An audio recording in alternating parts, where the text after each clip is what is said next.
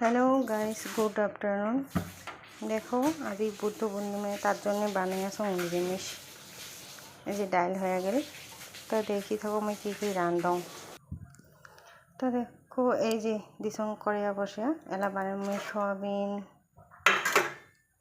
তারপরে আলু কাঁকলা পটল দিয়ে আলু কাঁকলা পটল দিয়ে রসা আর কি সয়াবিন।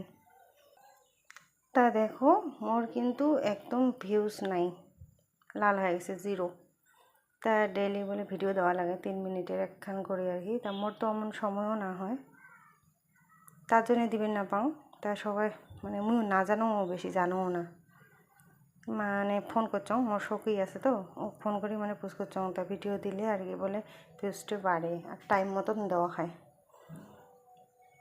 তা ওই জন্য কি আর ভিডিও দিই, ওই জন্য রান্নারে ভিডিও দিই আর কি। তো তোমরা বলে দেখি থাকো।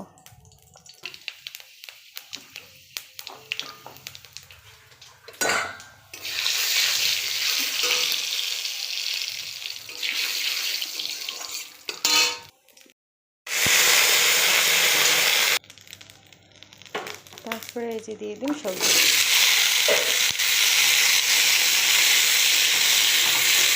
কারণ ভিডিও অ্যাপ্লাই করা হয় আমার ঘোরা মাংস নেই।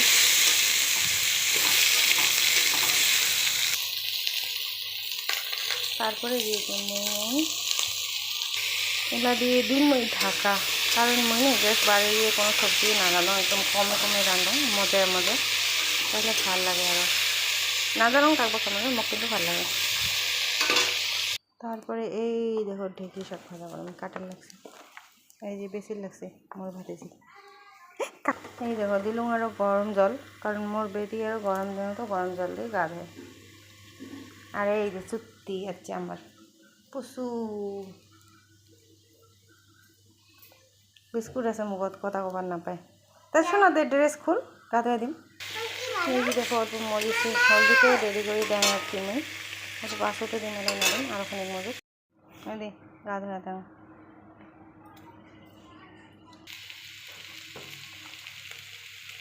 এই যে দিয়ে দিলাম হলুদ করে,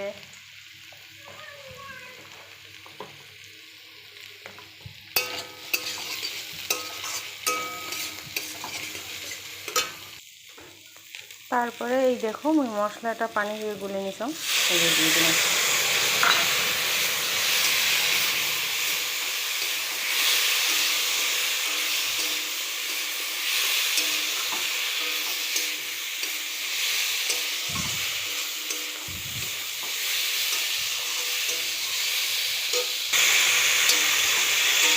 মশলাটা কষে নিই, মশলাটা দিয়ে তরকারিতে কষে নেওয়ার পরে দিয়ে দিন পানি আর কি, পানি দিয়ে রসা রসা করে মধ্যে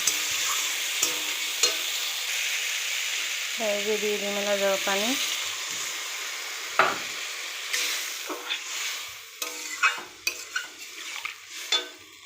এই দেখো এইভাবে ভাত বসিয়া আর এই যে সবজিটা হয়ে আছে, আর এলা দেব সয়াবিন।